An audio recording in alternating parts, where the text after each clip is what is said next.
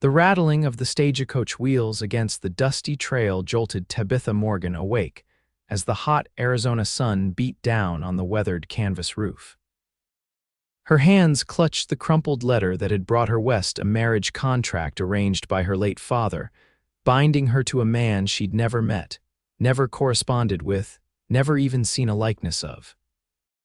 A cattle baron named Harold Winters who needed a wife, and a desperate father who needed to secure his daughter's future before consumption took him to the grave. The year was 1878, and at 20 years old, Tabitha was leaving behind everything she'd ever known in Boston. Her gloved fingers smoothed over the wrinkled paper as the coach hit another rut, sending her bonnet askew. 3 more days until she reached Silver Creek, where her destiny awaited. First time out west, miss. The elderly woman sitting across from her smiled kindly, her face a roadmap of wrinkles that spoke of years under the harsh western sun. Yes, madam, Tabitha replied, tucking a stray chestnut curl back into place. My father arranged for me to marry a rancher. I'm to be Mrs. Harold Winters by month's end. The woman's eyes widened slightly. Harold Winters of the Double W, my child, you're marrying into quite the family. They own half the territory or near enough. Tabitha forced a smile. Wealth hadn't been her concern when her father had announced the arrangement. It had been the distance, both the physical miles and the emotional chasm of giving herself to a stranger. We're stopping in Copper Springs for the night, the driver called back. Watch yourselves, ladies. Town's gotten rough since the new silver strike. As the coach rolled into the small town, Tabitha caught her first glimpse of the true West beyond the romanticized stories she'd read. Copper Springs was a collection of wooden buildings, most with false fronts trying to appear grander than they were. Men in dusty clothes and wide-brimmed hats lounged outside the saloon, while women in garish dresses called from balconies above. The stagecoach halted in front of a 2-story building with Copper Springs Hotel painted in fading letters across its facade. The driver helped the passengers down, handling Tabitha's trunk with surprising care. You best hurry inside, miss, he said, tipping his hat. Not the sort of place for a lady to be wandering after sundown. Tabitha nodded, gathering her skirts and making her way into the hotel lobby. The interior was simple but clean, with a tired-looking man behind the desk who barely looked up when she approached. I need a room for the night, she said, reaching for her reticule. I'm continuing to Silver Creek tomorrow. Silver Creek, the clerk's eyebrows rose. Stage doesn't head that way till day after tomorrow. Storm washed out the eastern pass. Tabitha's heart sank. But I'm expected I can't be late. Sorry, miss, unless you can sprout wings, you're staying put till Thursday. He slid a key across the counter. Room 4 up the stairs. With a sigh, Tabitha took the key and climbed the narrow staircase. The room was sparse, a bed with a faded quilt, a washstand with a cracked mirror, and a single window overlooking the dusty Main Street. Sitting on the edge of the bed, she unfolded the letter once more, reading the words she'd memorized weeks ago. Miss Morgan, it began formally, I understand from correspondence with your father that you are agreeable to the marriage contract between us. I will provide you with a comfortable home and all necessities. The Double W Ranch is the largest in the territory, and as my wife, you will want for nothing. I expect to welcome you to Silver Creek no later than May 15th. No mention of love, no hint of affection or companionship, just a business arrangement as cold as the Boston winters she'd left behind. A commotion from the street drew her attention to the window. A group of rough-looking men had surrounded someone, their threatening postures clear even from a distance. Without thinking, Tabitha leaned closer to the glass, straining to see the object of their hostility. He stood a head taller than the others, his stance relaxed despite being outnumbered. His dark hair curled beneath a worn leather hat, and even from her vantage point, she could see the intensity in his expression as he spoke to the men surrounding him. One of the men lunged forward, and in a motion so fluid it seemed choreographed, the tall stranger sidestepped and sent the attacker sprawling in the dirt. 2 more rushed him, but he was ready, deflecting one with a powerful arm and ducking beneath the swing of another. Tabitha gasped as one of the men drew a pistol. Without hesitation, the stranger's hand flashed to his hip, his own gun appearing as if by magic. The shot cracked through the air and the armed man howled, clutching his hand as his weapon fell to the dirt. "Next one's between your eyes," the stranger called, his voice carrying clearly to where Tabitha watched, transfixed. "Now clear out before I decide you boys need a more permanent lesson in manners." The group scattered, dragging their wounded comrade with them.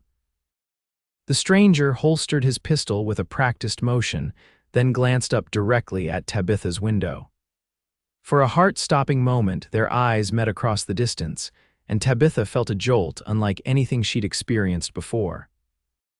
Embarrassed at being caught gawking, she stepped back from the window, her heart hammering against her ribs. She had no business being interested in a gunslinger, regardless of how heroic he might have appeared. She was promised to another, and in 2 days' time she would continue her journey to meet her future husband. But sleep eluded her that night, her dreams filled with a faceless stranger whose eyes seemed to see straight through to her soul. Morning brought no relief from the heat, nor from Tabitha's restlessness. After a sparse breakfast in the hotel's dining room, she decided to explore the town, reasoning that sitting alone in her room would only make the delay more unbearable. The general store offered a welcome distraction, its shelves stocked with items both familiar and foreign. She was examining a display of leather gloves when the bell above the door jingled, and a hush fell over the store. "Morning, Isaac," a deep voice greeted the shopkeeper. "Got that order ready for me?" "Sure do, Mr. Wade. Just finished packing it up this morning." Tabitha turned slightly, curiosity getting the better of her, and found herself looking at the stranger from the previous evening. In the clear light of day, she could see that his face was tanned from the sun, with lines at the corners of his eyes that spoke of frequent smiles rather than age. He couldn't have been more than 30, but something in his bearing suggested he'd lived more life than most men twice his age. He sensed her gaze and turned, those same penetrating eyes meeting hers. Recognition flashed across his features, followed by a smile that transformed his entire face. "Madam," he said, tipping his hat. "Seem to recall seeing you at the hotel window last night. Hope our little disagreement didn't disturb your evening." Tabitha felt heat rise to her cheeks. "Not at all, sir, though I would hardly call a gunfight a little disagreement," he chuckled, the sound warm and genuine. "That wasn't a gunfight, miss. That was just a conversation with some fellows who needed help understanding the word no." He stepped closer, extending a hand. "Isaac Wade, at your service." Tabitha hesitated before placing her gloved hand in his. "Tabitha Morgan. Pleasure to meet you, Miss Morgan." His hand engulfed hers, strong but surprisingly gentle. "You're new to Copper Springs. Passing through?" "Yes, on my way to Silver Creek, but apparently the stage doesn't leave until tomorrow." Something shifted in Isaac's expression. "Silver Creek. Not many folks heading that way unless they have specific business." "I do have business there," Tabitha replied, withdrawing her hand. "I'm to be married." Isaac's smile didn't falter, but something in his eyes dimmed. "Well, congratulations are in order then. Who's the lucky man, Mr. Harold Winters? Do you know him?" This time, Isaac's smile did fade, replaced by an unreadable expression. "Everyone knows Harold Winters, owns the biggest spread in 3 counties. He paused, studying her face. "If you don't mind my asking, have you met your fiancé?" Tabitha lifted her chin. "No, I haven't had that pleasure yet. It was arranged by my father before he passed." Isaac nodded slowly. "I see." He seemed about to say more when the shopkeeper called his name, holding up a large bundle. "Your supplies are ready, Mr. Wade. Need help loading them on your wagon." "I've got it, Isaac, thanks." He turned back to Tabitha. "It was a pleasure, Miss Morgan. I wish you all the happiness in the world." With another tip of his hat, he collected his supplies and headed for the door. Tabitha watched him go, an inexplicable sense of loss washing over her. She shook it off, reminding herself of her duty and the promises already made on her behalf. She spent the remainder of the day exploring what little Copper Springs had to offer, always aware of curious glances from the locals. As the sun began to set, she returned to the hotel, only to find Isaac Wade seated in the small lobby, deep in conversation with the hotel owner. He rose when he saw her, and something in his expression made her heart skip. "Miss Morgan, might I have a word?" Conscious of propriety, Tabitha nodded, remaining in the public area of the lobby. "Of course, Mr. Wade. I'm heading to my ranch tomorrow morning," he said, his voice low. "It's on the way to Silver Creek. If you'd like, I could offer you a ride, save you waiting for the stage." Tabitha blinked in surprise. "That's very kind, but I couldn't possibly. I assure you it's no trouble. I've got a buckboard with plenty of room for you and your trunk." He paused, his expression earnest. "And if it eases your mind about traveling alone with me, Mrs. Dawson here can vouch for my character." He nodded toward the elderly woman from the stagecoach who was knitting in a chair nearby. "Oh, Mr. Wade is as honorable as they come," Mrs. Dawson called over. "Known him since he was knee-high to a grasshopper. His ranch is indeed on the way to Silver Creek, and it would save you a day's travel at least." Tabitha hesitated, weighing the propriety of accepting a ride from a man she barely knew against the desire to reach her destination sooner. "I appreciate the offer, Mr. Wade, but I wouldn't want to inconvenience you." "No inconvenience at all." His smile was warm, but there was something in his eyes she couldn't quite read. "I'll be leaving at first light if you decide to join me." With that, he bid her good night and left the hotel, leaving Tabitha to ponder his unexpected offer. Sleep eluded her once again as she weighed her options. The sensible choice would be to wait for the stage, to follow the path carefully laid out for her. But something about Isaac Wade intrigued her, and the prospect of arriving in Silver Creek sooner rather than later had its appeal. By morning, she had made her decision. She dressed carefully in her traveling suit, packed her valise, and made her way downstairs just as the first rays of dawn broke over the distant mountains. Isaac Wade was already waiting, his buckboard loaded with supplies. He smiled when he saw her, a genuine expression that reached his eyes. "You decided to come?" "Yes," she said, her voice steadier than she felt. "Thank you for the kind offer." He helped her into the wagon with a gentle hand, then secured her trunk alongside his supplies. As they pulled away from Copper Springs, Tabitha couldn't help but feel she was embarking on more than just the next leg of her journey. The morning passed in comfortable conversation as the buckboard rumbled along the trail. Isaac pointed out landmarks and shared stories of the territory, his deep voice painting vivid pictures of life in the West. "So, Miss Morgan," he said as they stopped to rest the horses near a small creek, "what brings a Boston lady all the way out here to marry a man she's never met?" Tabitha accepted the canteen he offered, taking a small sip before answering. "My father was dying. He wanted to ensure I was provided for. Mr. Winters had business connections in Boston and was looking for a wife. It seemed practical." Isaac raised an eyebrow. "Practical," he repeated. "Not exactly the foundation most folks hope for in a marriage." "Perhaps not," Tabitha admitted, "but not everyone has the luxury of marrying for love." She looked away, focusing on the distant mountains. "My father believed Mr. Winters would be a good husband, stable, established." "Harold Winters is certainly established," Isaac agreed, though something in his tone made Tabitha look at him sharply. "You speak as if you know him well." Isaac took back the canteen, taking a long drink before answering. "Our paths have crossed, we have.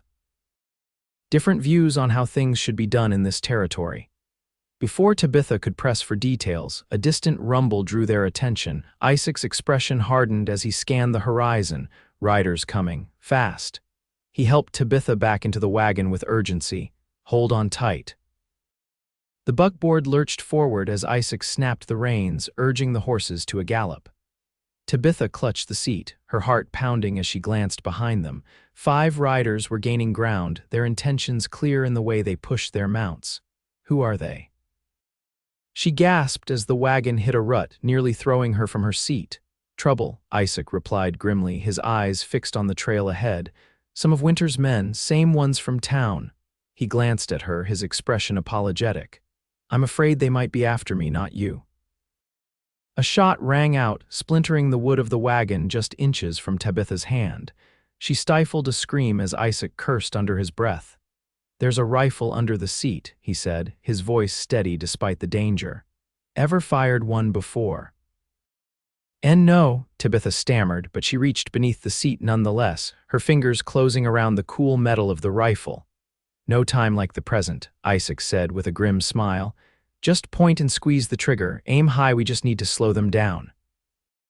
Tabitha's hands trembled as she lifted the rifle, turning awkwardly in her seat to face their pursuers. The first shot went wild, not even close to the riders. The second kicked up dirt a few yards in front of them, causing one horse to shy. "That's it," Isaac encouraged. "Make them think twice." Her third shot was closer, whistling past the lead rider and causing him to veer off course momentarily. It was enough of a distraction for Isaac to guide the horses down a narrow side trail, the wagon wheels skidding dangerously before catching. The dense foliage swallowed them, branches scraping against the sides of the wagon as Isaac navigated the treacherous path. The sounds of pursuit faded, but Isaac kept the horses at a brisk trot, his expression tense as he scanned their surroundings. "I think we lost them," he finally said, allowing the horses to slow. For now, Tabitha lowered the rifle, her hands shaking from the aftermath of fear and excitement. "You said they were Mr. Winters' men. Why would my fiancé's employees be chasing you?" Isaac's jaw tightened. "It's complicated, Miss Morgan. Winters and I have disagreements about land and water rights. He's been trying to push smaller ranchers out of the territory for years. And you're one of those smaller ranchers. My spread's modest compared to the Double W, but it's mine, free and clear. My father built it from nothing, and I intend to keep it that way." He glanced at her, his expression softening. "I'm sorry you got caught in the middle of this." Tabitha's mind raced, trying to reconcile the ruthless tactics of the men pursuing them with the businessmen her father had described in his letters. There must be some misunderstanding. "My father wouldn't have arranged for me to marry a man who would. Your father knew Harold Winters the businessman, not Harold Winters the land baron," Isaac interrupted gently. "Out here, he's a different man." They traveled in silence for a while, each lost in their own thoughts. The trail eventually widened, joining a more established road that wound through a valley lush with spring grass.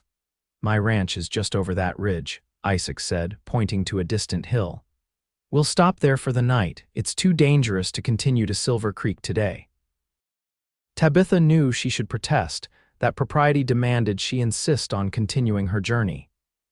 But the memory of those riders, their guns drawn and faces set with determination, silenced any objections she might have raised. Isaac's ranch came into view as they crested the hill, a modest but well-maintained homestead nestled against the backdrop of towering mountains. A two-story house of sturdy logs stood as the centerpiece, with a barn and several outbuildings arranged nearby. Cattle grazed in the distance, and a small stream cut through the property, its waters glinting in the late afternoon sun. "It's beautiful," Tabitha said softly, taking in the peaceful scene. Isaac's smile was full of pride. "It's not the Double W, but it's home." He guided the horses toward the house, where an older man emerged from the barn, waving in greeting. "That's Thomas, my foreman," Isaac explained. "Been with us since my father's time." Thomas approached as Isaac brought the wagon to a halt, his weathered face creasing with a smile that turned to surprise when he spotted Tabitha. "Didn't expect company, boss," he said, his curious gaze taking in Tabitha's fine traveling clothes. "Thomas, this is Miss Tabitha Morgan," Isaac said, helping Tabitha down from the wagon. "She's on her way to Silver Creek. We had some trouble on the road, Winters' men." Understanding dawned on Thomas's face. "I see. Well, Miss Morgan, you're welcome here." He tipped his hat respectfully. "Mrs. Rivera's inside. She'll help you get settled." As if on cue, a plump woman with silver-streaked black hair appeared on the porch, wiping her hands on her apron. "Isaac Wade, you bring home a lady and don't even send word ahead." Her accent was thick, her tone scolding but affectionate. "It was a last-minute arrangement, Mrs. Rivera," Isaac called back, amusement in his voice. "Miss Morgan needs a place to stay for the night." Mrs. Rivera bustled down the steps, enveloping Tabitha in a warm embrace before she could protest. Come inside, miss. You must be exhausted. I'll fix you something to eat and prepare a room. Tabitha found herself swept into the house, which was surprisingly comfortable inside. Simple but well-crafted furniture filled the rooms, and colorful woven rugs softened the wooden floors. A large stone fireplace dominated the main room, with bookshelves lining one wall more books than Tabitha would have expected to find in a ranch house. You read a lot, she observed when Isaac joined them a short while later. Winter nights are long out here, he replied with a smile. My mother was a schoolteacher before she married my father. She made sure I appreciated the value of books. He ran his fingers along the spines reverently. What about you, Miss Morgan? Are you a reader? Yes, though my father thought novels were frivolous. He preferred I study household management and social graces. She examined the titles, recognizing many classics alongside books about ranching, local history, and surprisingly, poetry. And what did you prefer? Isaac asked, his voice closer than she expected. Tabitha turned to find him watching her with those penetrating eyes. I enjoyed stories of adventure, she admitted. Tales of far-off places and brave heroes, and here you are having your own adventure in the West. His smile was gentle. Though I suspect being shot it wasn't part of your expectations. No, Tabitha laughed softly, that particular experience wasn't covered in my books. Their conversation was interrupted by Mrs. Rivera announcing dinner, and Tabitha found herself seated at a table laden with simple but delicious food. Thomas joined them, and the meal passed pleasantly, with stories and laughter that made Tabitha feel strangely at home. As night fell, Mrs. Rivera showed Tabitha to a small but comfortable bedroom that clearly belonged to a woman. This was Isaac's mother's room, she explained, lighting a lamp. No one has used it since she passed 5 years ago, but I keep it clean. Tabitha felt a pang of emotion at being given such a personal space. I don't want to intrude. Nonsense, Mrs. Rivera patted her hand. Martha Wade would be pleased to have a young lady staying here. This house has been too quiet with just men for too long. She laid out a simple cotton nightgown. This might be plain compared to what you're used to, but it's clean. Left alone, Tabitha explored the room, touching the delicate crocheted doilies on the dresser and examining the watercolor landscapes on the walls. There was a peace in this room, a sense of a life well lived. She wondered what Martha Wade would think of her son helping a woman promised to his enemy. Sleep came easier than expected, the day's excitement and the comfortable bed combining to send her into a deep slumber. She dreamed of riding across open plains, the wind in her hair and strong arms around her waist, holding her securely as they galloped toward distant mountains. Morning arrived with golden light streaming through the curtains and the aroma of coffee and bacon wafting up from below.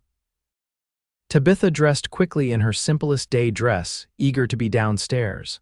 Isaac was alone in the kitchen, pouring coffee into 2 mugs. He looked up when she entered, his smile warming his entire face. Good morning. I hope you slept well. Better than I have in weeks, Tabitha admitted, accepting the mug he offered. Your home is very comfortable. Thank you. It's not fancy, but it serves its purpose. He motioned for her to sit at the table where plates of eggs, bacon, and biscuits waited. Mrs. Rivera is out collecting eggs, and Thomas is checking on a calf born last night. They ate in companionable silence for a few minutes before Isaac spoke again. I sent one of my hands to scout the road to Silver Creek. He should be back soon with news. Reality crashed back into Tabitha's consciousness. Silver Creek, Harold Winters, her future as the wife of a man she'd never met, a man whose employees had shot at them just yesterday. Mr. Wade, she began hesitantly, about what happened yesterday. If Mr. Winters' men are willing to shoot at us over a land dispute, what kind of man am I agreeing to marry? Isaac set down his fork, his expression serious. I can't tell you what to do, Miss Morgan, but I can tell you that Harold Winters is a man who gets what he wants, by whatever means necessary. He's not cruel for cruelty's sake, but he's ruthless in business and has little patience for those who stand in his way. Like you, Tabitha said softly. Like me, Isaac agreed. My land sits between his ranch and the river. He's offered to buy me out a dozen times, each offer more generous than the last. When I refused, the accidents started happening: fences cut, cattle stampeded, a mysterious fire in one of my barns. Tabitha's stomach churned. And you believe Mr. Winters is behind these incidents? I know he is. Can't prove it, but I know. Isaac's eyes held her steadily. I'm not telling you this to frighten you, Miss Morgan, but you deserve to know the truth about the man you're pledged to marry. Before Tabitha could respond, the sound of hoofbeats announced the arrival of a rider. Isaac rose, moving to the window with the natural caution of a man who'd faced danger before. It's Liam, he said, relief evident in his voice. My ranch hand. They stepped onto the porch as a young cowboy dismounted from a lathered horse. Boss, he called, his expression grim, we've got trouble. Winters has men watching all the roads into Silver Creek. Word is he's looking for you and for a woman traveling with you. Isaac's jaw tightened. How many men? At least a dozen, spread out at different points. They're stopping everyone coming through, checking wagons. Tabitha's heart raced. He knows I'm with you. How is that possible? The men who chased us yesterday must have reported back, Isaac surmised. Winters knows I'm bringing his bride-to-be to town. What do we do? Tabitha asked, her voice barely above a whisper. Isaac's expression was thoughtful as he studied her face.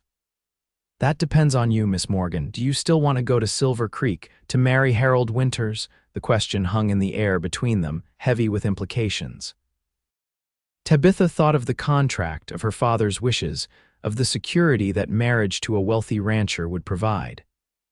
Then she thought of the men firing at them on the road, of Isaac's stories about Winters' tactics, of the cold, businesslike letter that had summoned her west.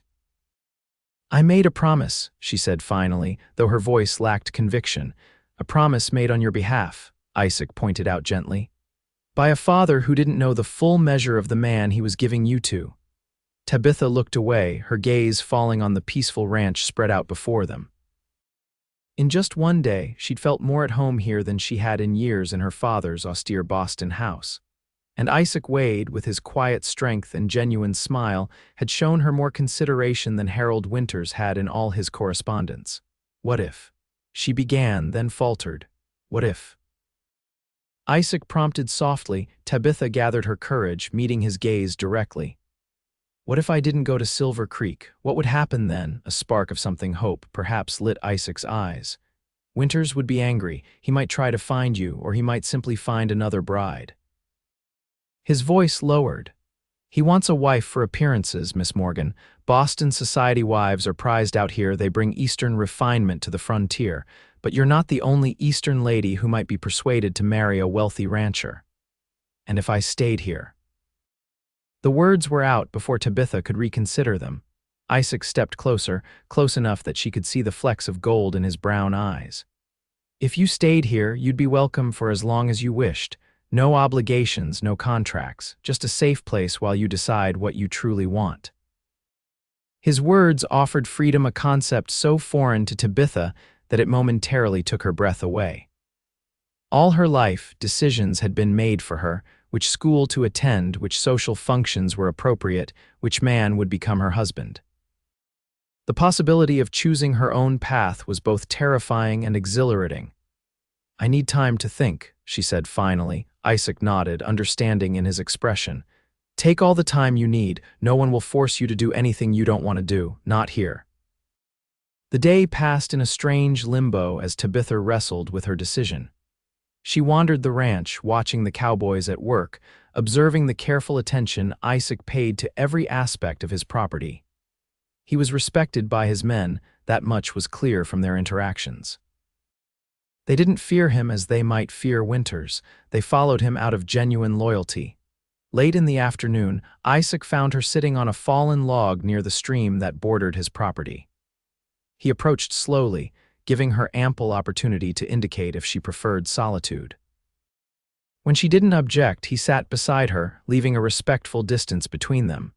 Beautiful spot, he commented, gazing at the water bubbling over smooth stones. My mother used to come here to read, said the sound of the water helped her think. It does have that effect, Tabitha agreed, trailing her fingers in the cool current. I've been thinking all day, trying to determine the right path. And have you reached a conclusion? Tabitha sighed, watching a leaf spin in a small eddy. I keep coming back to the same question. Why did you offer to bring me to Silver Creek in the first place? You knew I was going to marry your enemy. Why help me get there faster? Isaac was quiet for a long moment, his gaze fixed on the distant mountains. When I saw you in the general store, heard you were bound for Silver Creek to marry Winters, I wanted to. I don't know, warn you, I suppose, tell you what kind of man he really is. He shook his head, but it wasn't my place to interfere with your plans. Offering you a ride seemed like a way to at least ensure you arrived safely, even though you have no love for Mr. Winters. It wasn't about Winters, Isaac said softly. It was about you. He finally looked at her, his expression open and honest. You deserved better than to be left waiting in that town, alone and vulnerable. Something warm unfurled in Tabitha's chest at his words. And now, what do you think I deserve now? The same thing every person deserves, the freedom to choose your own path. He hesitated, then added quietly, even if that path leads away from here. The sincerity in his voice touched something deep within Tabitha. This man, who barely knew her, was willing to risk Winter's wrath to help her, expecting nothing in return. I've decided not to go to Silver Creek, she said, the words feeling right as they left her lips. At least not yet. I can't marry a man I've never met, especially not after what I've learned. Relief softened Isaac's features. I think that's a wise decision. You're welcome to stay here until you decide what you want to do next. Thank you. Tabitha hesitated, then asked the question that had been lingering in her mind. What will Mr. Winters do when I don't arrive? He'll be angry, Isaac admitted. He might send men looking for you. But he won't find you here. My ranch is the last place he'd expect you to be. A small smile touched his lips. And if he does come looking, well, my men and I can handle ourselves. I don't want to bring trouble to your door.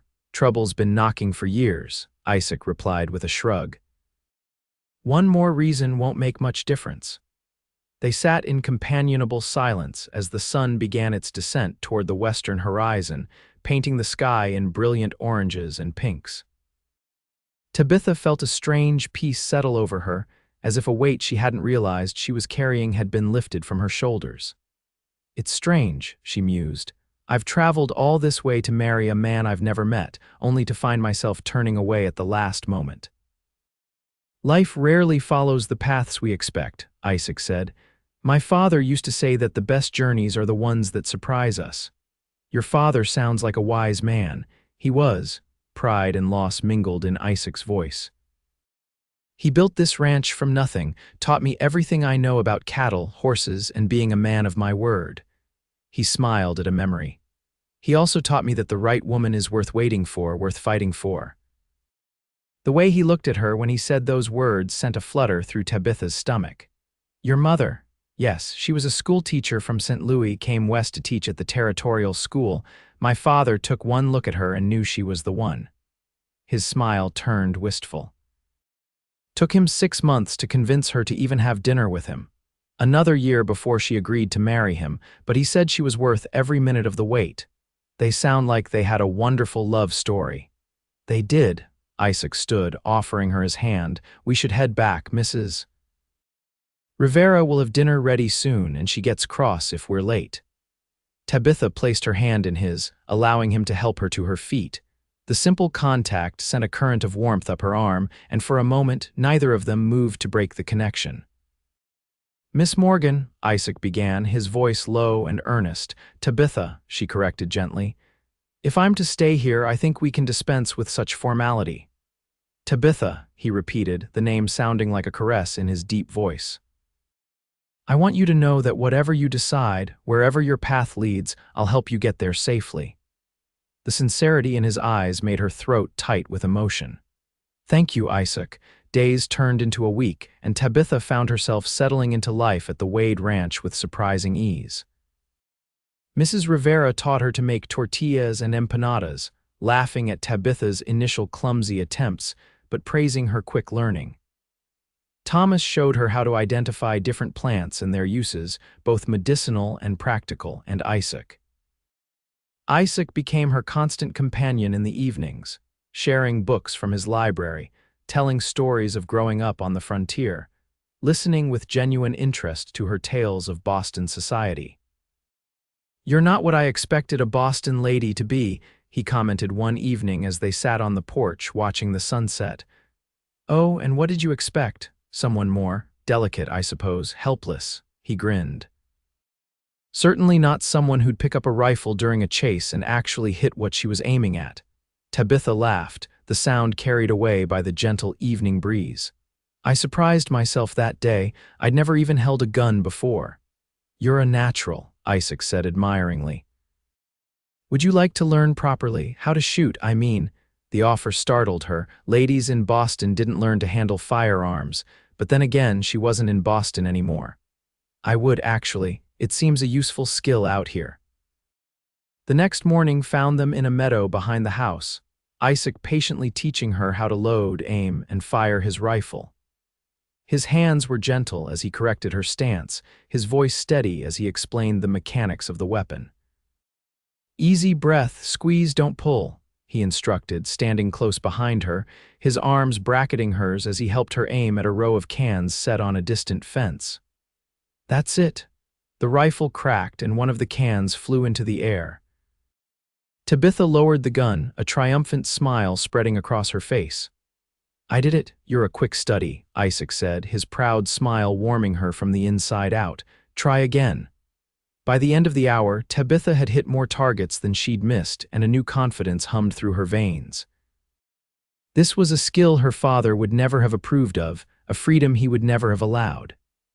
Yet here, under the vast western sky, it felt right. As they walked back to the house, rifles slung over their shoulders, Tabitha caught Isaac watching her with an expression that made her heart skip.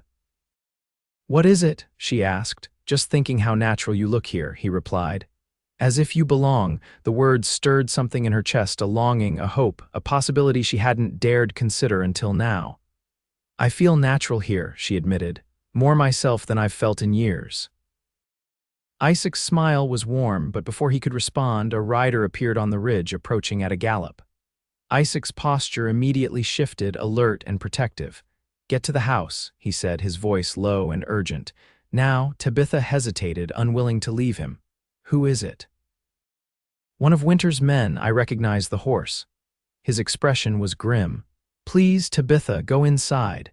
This time she obeyed, hurrying toward the house but stopping at the porch, unable to completely abandon him.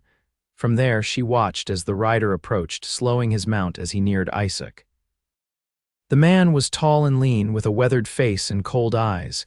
He remained mounted, looking down at Isaac with undisguised contempt. "Wade," he acknowledged curtly. "Burke," Isaac replied, his stance relaxed but ready. "What brings you to my property?" "Looking for someone." Burke's gaze shifted toward the house, landing on Tabitha with a predatory interest that made her skin crawl. "That her, the Boston lady?" Isaac stepped into his line of sight, blocking his view of Tabitha. "What do you want, Burke?"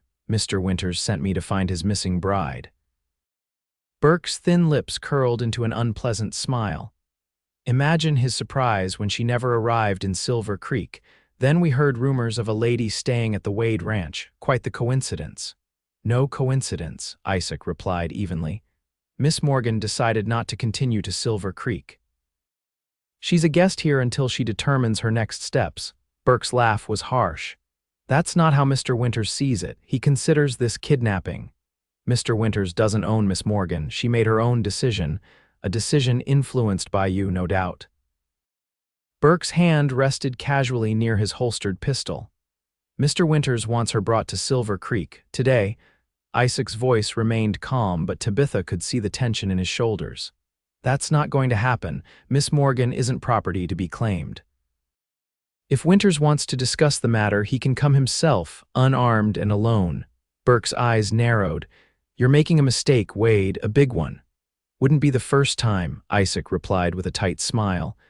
"Now, unless you have something else to say, I suggest you leave my property." For a tense moment, Burke seemed to consider drawing his weapon. Then, with a contemptuous snort, he wheeled his horse around.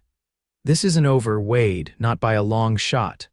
"Never thought it was," Isaac called after him as the man galloped away. Tabitha rushed down the steps as soon as Burke was out of sight. "He'll go back to Mr. Winters, they'll come for me," Isaac nodded grimly. "Yes, they will." He took her hands in his touch reassuring despite the danger. "Tabitha, I need to know what you want. If you've changed your mind, if you want to go to Silver Creek after all, I won't stop you." "No," Tabitha said firmly, surprising herself with the conviction in her voice. "I haven't changed my mind. I won't marry a man who sends armed men to collect me like a package."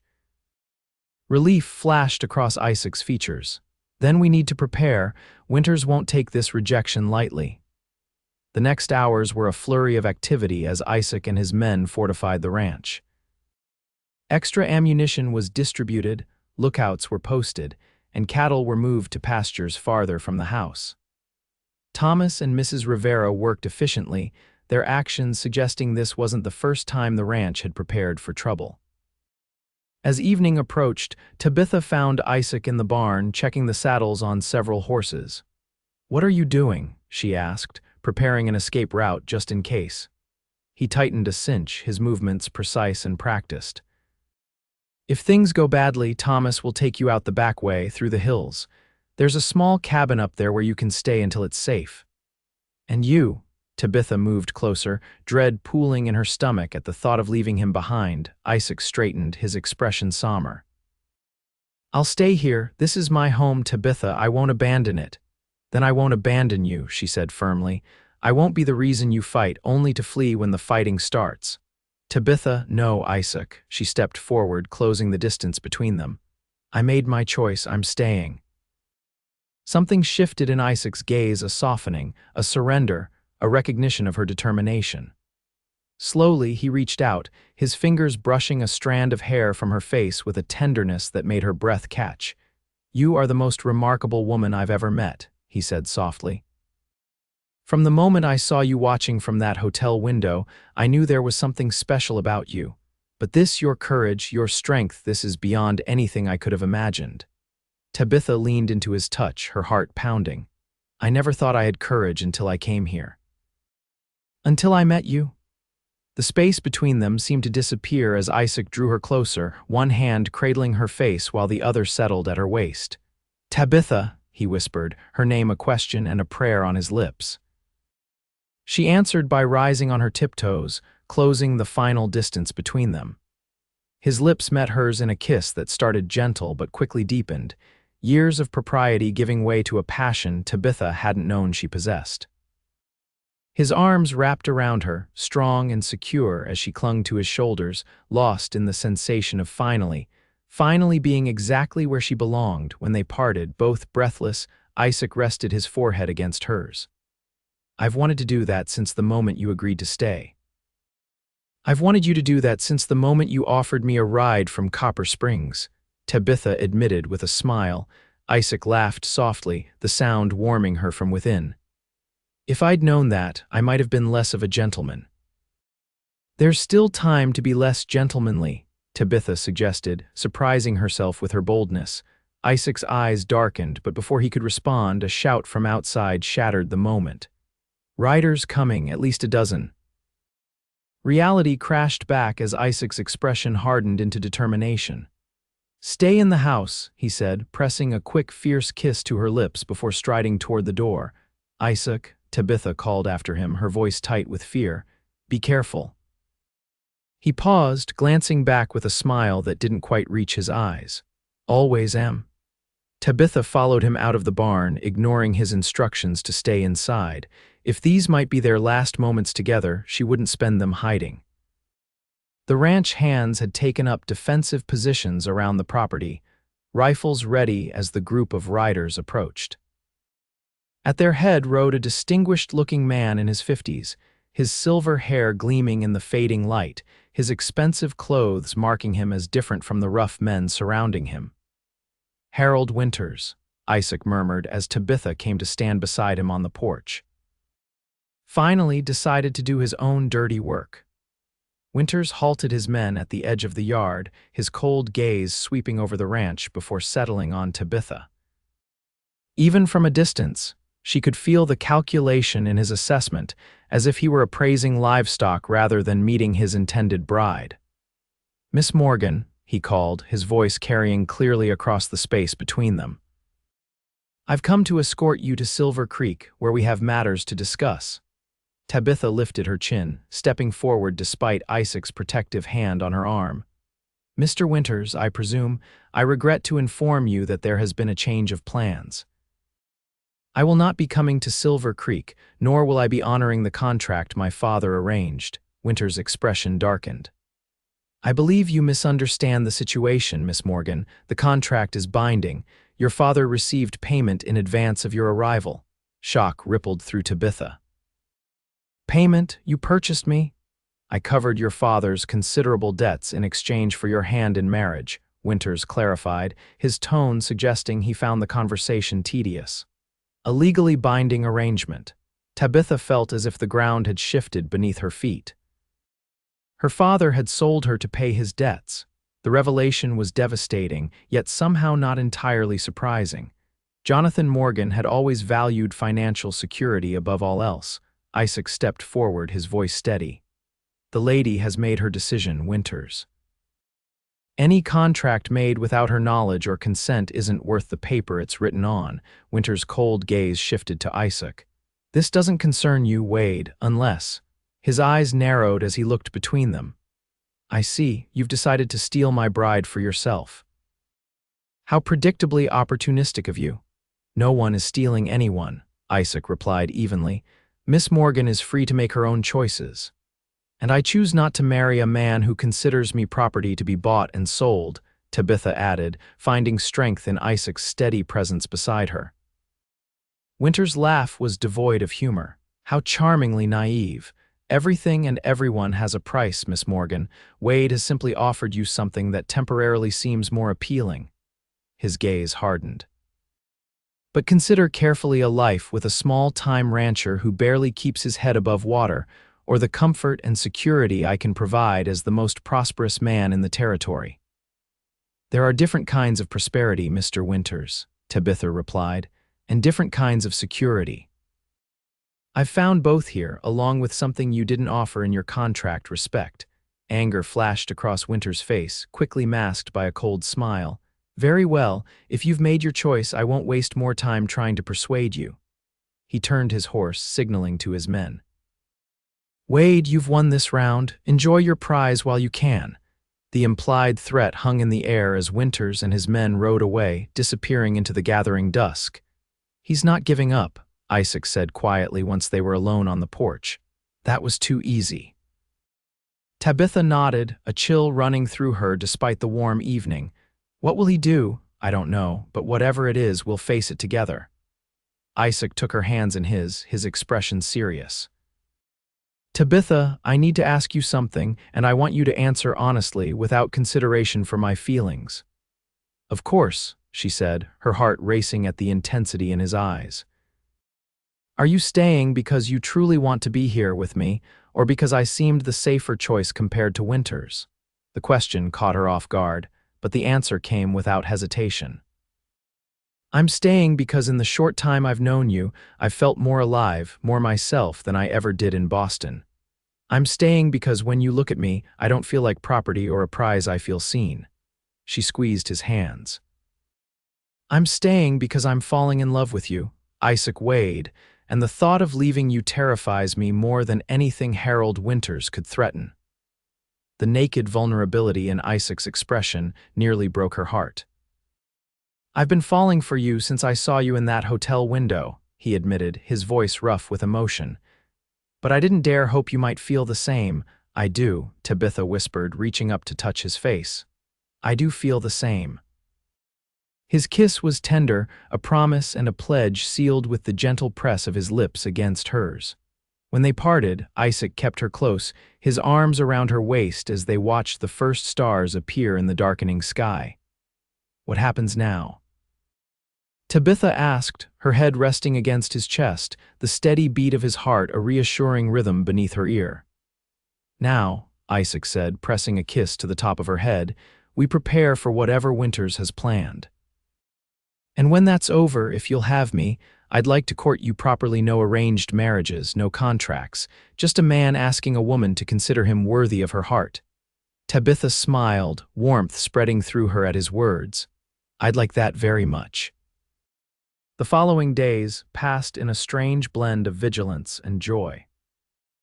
Isaac's men remained on alert, watchful for any sign of Winter's return, while Tabitha and Isaac stole moments together between his ranch duties riding across the property, reading together in the evenings, sharing stolen kisses when they thought no one was looking. A week after Winter's visit, Thomas rushed into the house during breakfast, his expression grim. "Boss, we've got trouble, big trouble." Isaac was on his feet instantly. "What is it?" "Winters filed a claim against you in Silver Creek. Says you kidnapped his intended bride and broke a legal contract." Thomas handed Isaac a crumpled paper. "Sheriff's on his way with a warrant." Isaac scanned the document, his jaw tightening. Clever, he's using the law instead of guns this time. He looked at Tabitha, concern etched on his features. "According to this, you're legally bound to fulfill the contract your father signed." Fear clutched at Tabitha's heart. "Can he do that? Force me to marry him through the courts?" "He can try," Isaac said grimly. "But we're not going to let that happen." He turned to Thomas. "How much time do we have?" "Sheriff's gathering a posse. They'll be here by noon." Isaac nodded, his mind clearly racing through options. "Get the horses ready, and find Mrs. Rivera. We're going to need her help." As Thomas hurried out, Isaac took Tabitha's hands in his. "Do you trust me?" he asked, his eyes searching hers. "With my life," she replied without hesitation. "Good." A smile touched his lips despite the gravity of the situation. "Because I have a plan, but it's a bit unconventional." 2 hours later, Tabitha stood in Martha Wade's bedroom, wearing a simple white dress that Mrs. Rivera had hastily altered to fit her slimmer frame. Her hands trembled as she pinned a small bunch of wildflowers to her bodice. "You look beautiful, Mrs. Rivera said, her eyes misty as she adjusted the fall of the dress. "Like an angel." "I feel like I might faint," Tabitha admitted, her stomach a riot of butterflies. "Is this truly happening?" "It is if you want it to," Mrs. Rivera replied, patting her hand. "The judge is waiting downstairs." He owes Isaac a favor from years back came as soon as Thomas fetched him. "And it will be legal, binding, as legal as any marriage in the territory, more legal than what Winters was trying to force." Mrs. Rivera smiled knowingly. "The question is, do you want this? It's happening very fast." Tabitha took a deep breath, considering the question seriously. A week ago, she had been traveling to marry a stranger. Now she was preparing to marry a different man, one she'd known for just days, not months or years. Yet in those days, she'd seen Isaac's character revealed in 100 small ways. His kindness to his workers, his gentle handling of a newborn calf, his patience as he taught her to shoot, his respect for her choices and opinions. She'd seen his passion when he kissed her and his vulnerability when he asked if she truly wanted to stay. "Yes," she said finally, certainty settling over her like a warm blanket. "Yes, I want this, I want him." Mrs. Rivera beamed, taking Tabitha's arm. "Then let's not keep your groom waiting." Downstairs, the main room had been transformed. Flowers from Mrs. Rivera's garden adorned every surface, and Isaac's ranch hands stood in a semicircle, cleaned up and wearing their Sunday best. At the center stood Isaac, looking handsome and slightly nervous in a clean black suit, his usually unruly hair tamed for the occasion. Next to him was an elderly man with spectacles perched on his nose, Judge Holloway, Tabitha presumed, and Thomas, clearly serving as best man. When Tabitha appeared at the bottom of the stairs, a hush fell over the room. Isaac's eyes found hers, and the love shining in them took her breath away. In that moment, any lingering doubts vanished. This might be happening quickly, might even be partly motivated by the need to thwart Winter's legal maneuver, but the emotion between them was real and true. She crossed the room to stand beside him, taking his outstretched hand. "You look beautiful," he whispered, his voice husky with emotion. "So do you," she replied with a smile, squeezing his hand. Judge Holloway cleared his throat, adjusting his spectacles. "Well now, seems we're in a bit of a rush, but love waits for no man or vindictive land baron." A chuckle rippled through the assembled ranch hands. "We're gathered here to join Isaac James Wade and Tabitha Elizabeth Morgan in matrimony, a union they enter freely and with clear hearts." The ceremony was brief but heartfelt, with traditional vows exchanged in steady voices despite the tension of their circumstances.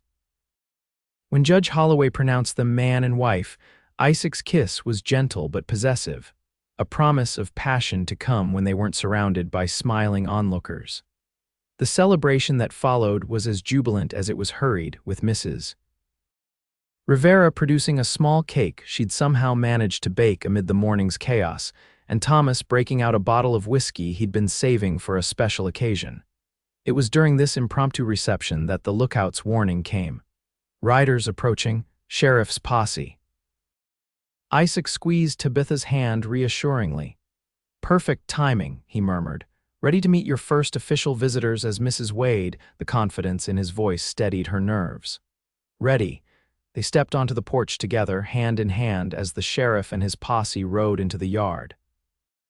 Behind them, looking smug and satisfied, rode Harold Winters. "Sheriff Davis," Isaac greeted the lawman calmly.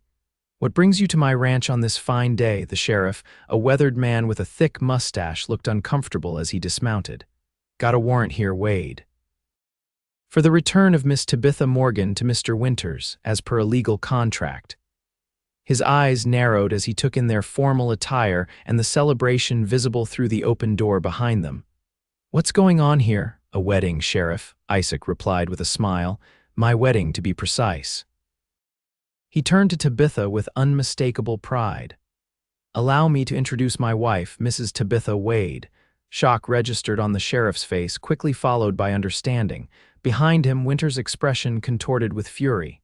"This is a trick," Winters snarled, dismounting and striding forward. "A desperate attempt to circumvent the law." "The contract was between Harold Winters and Tabitha Morgan," Judge Holloway interrupted, stepping onto the porch. "The lady is now Tabitha Wade and has been for approximately 30 minutes. I performed the ceremony myself." The sheriff removed his hat, scratching his head. "Well now, that does change things. Can't enforce a contract for the hand of a woman who's already married." He turned to Winters apologetically. "Sorry, Harold, seems we came all this way for nothing." Winters' face had turned an alarming shade of red. "This is outrageous. She was contractually obligated to me. Wade has stolen what was rightfully mine." "I belong to no one but myself," Tabitha spoke up, her voice clear and steady.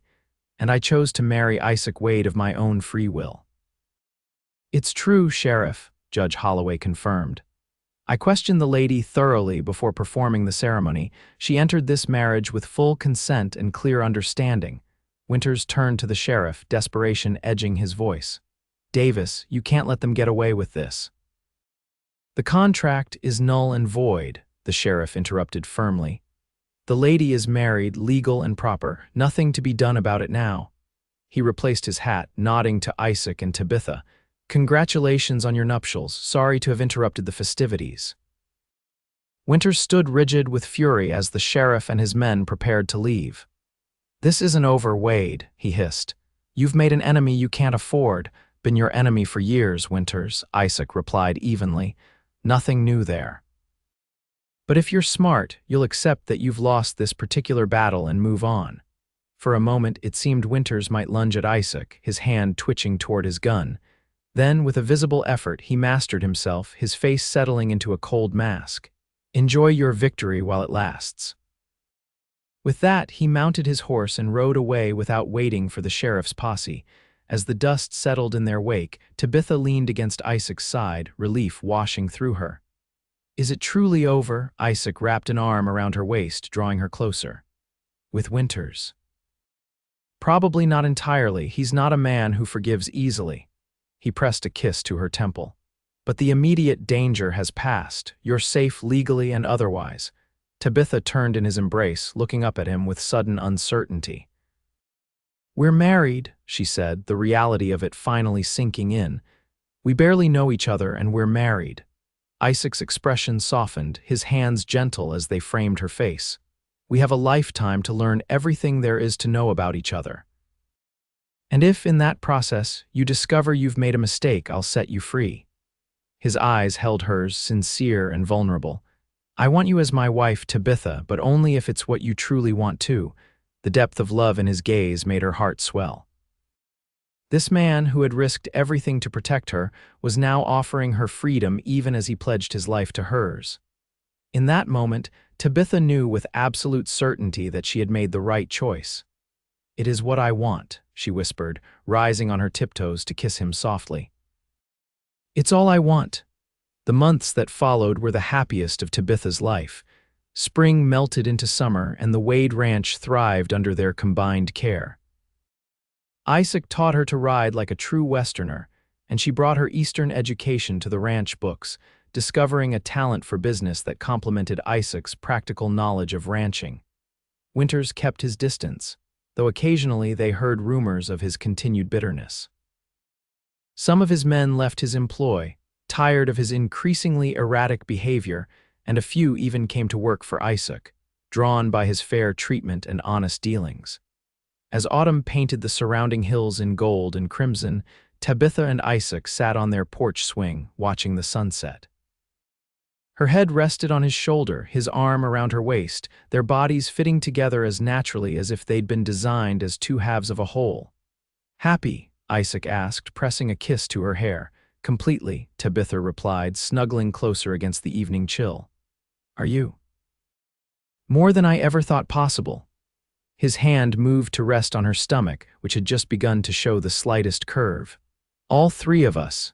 Tabitha covered his hand with hers, joy bubbling up inside her at the thought of the child growing beneath their joined hands. "I never imagined my life would take this turn," she mused. "When I left Boston, I was resigned to a marriage of convenience with a man I'd never met. And instead, you got a whirlwind romance with a dusty cowboy," Isaac teased, his eyes crinkling at the corners. "The best kind of romance," Tabitha replied, turning to kiss him properly. "The kind where a cowboy asks, 'What if you chose me instead?'" Isaac's smile was tender as he tucked a strand of hair behind her ear. "Best question I ever asked." "Best answer I ever gave," Tabitha whispered against his lips. As the first stars appeared in the darkening sky, Tabitha Wade knew she had found her true home not in the grand mansion she'd once imagined, but in the arms of a man who had given her the freedom to choose her own destiny, and in doing so, had won her heart completely.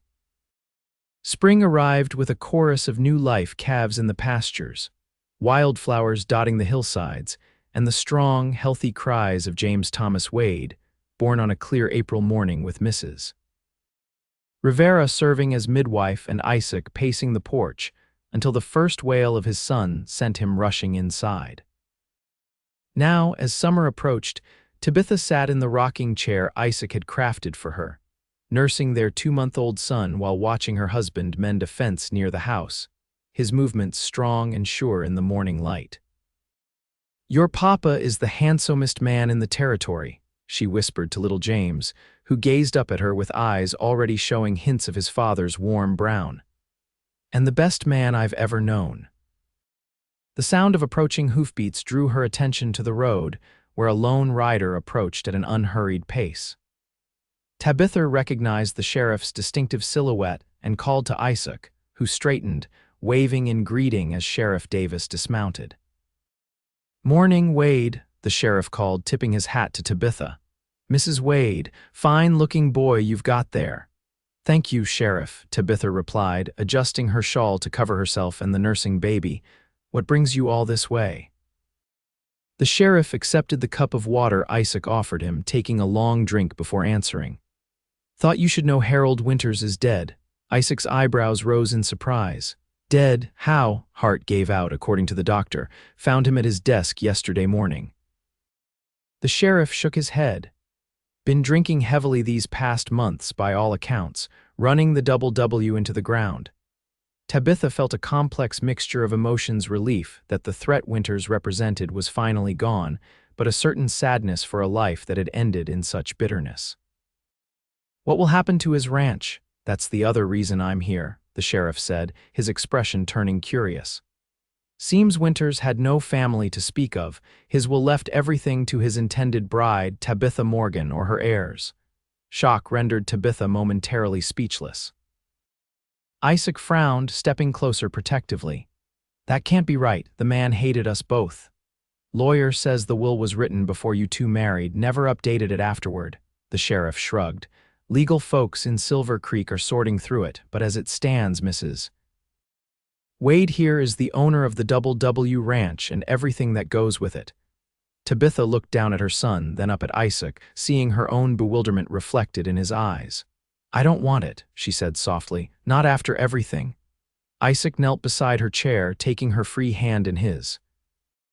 It's your decision, Tabitha. Whatever you want to do, I'll support you. In that moment, looking into the eyes of the man who had given her true freedom of choice, Tabitha knew exactly what she wanted to do. The ranch should go to the people who have worked it all these years, she said decisively. Divided fairly among the hands who stayed loyal despite Winters' behavior. The sheriff whistled low. That's a mighty generous gesture, Mrs. Wade. The Double W is worth a small fortune. We have everything we need right here, Tabitha replied, squeezing Isaac's hand. And something Winters never had for all his wealth happiness. Isaac's smile was full of pride and love as he leaned forward to kiss her softly. Have I told you today that I adore you, Mrs. Wade? Not since breakfast, she teased, returning his kiss. The sheriff cleared his throat, looking both amused and moved by their exchange. Well, I'll take your decision back to the lawyers. Might take some doing, but I reckon it can be arranged. He rose, settling his hat back on his head. You two have built something special here. Don't see that kind of happiness often. As the sheriff rode away, Isaac sat on the porch step beside Tabitha's rocking chair, gently stroking his sleeping son's head with one finger. Are you sure about the Double W? It could set our boy up for life. Tabitha smiled, looking out over their ranch, the land they had defended together, the home they had built with love. James will inherit something far more valuable than land or money, she said softly. He'll inherit the knowledge that his parents chose each other freely, built a life together with love and respect, and valued happiness above wealth. Isaac's eyes shone with emotion as he leaned up to kiss her. When that cowboy asked if you'd choose him instead, he never dreamed how completely you'd change his life, he murmured against her lips. When that Boston girl stepped onto a stagecoach bound for a husband she'd never seen, she never imagined she'd find her true home in the arms of a cowboy, Tabitha replied, resting her forehead against his. As the sun climbed higher in the clear blue sky, the small family remained on the porch, surrounded by the life they had chosen together, a life built not on contracts or obligations, but on love freely given and joyfully received. And in the years that followed, as the Wade Ranch prospered and their family grew, Tabitha never once regretted the choice she had made that spring day in Copper Springs, when a handsome cowboy had offered her a ride, and with it, the freedom to choose her own destiny. For in choosing Isaac Wade, she had found not just a husband, but a partner, a friend, and a love story far greater than anything she could have imagined when she'd left Boston as a bride promised to a man she'd never seen. Instead, she had found a man worth choosing every day for the rest of their lives together.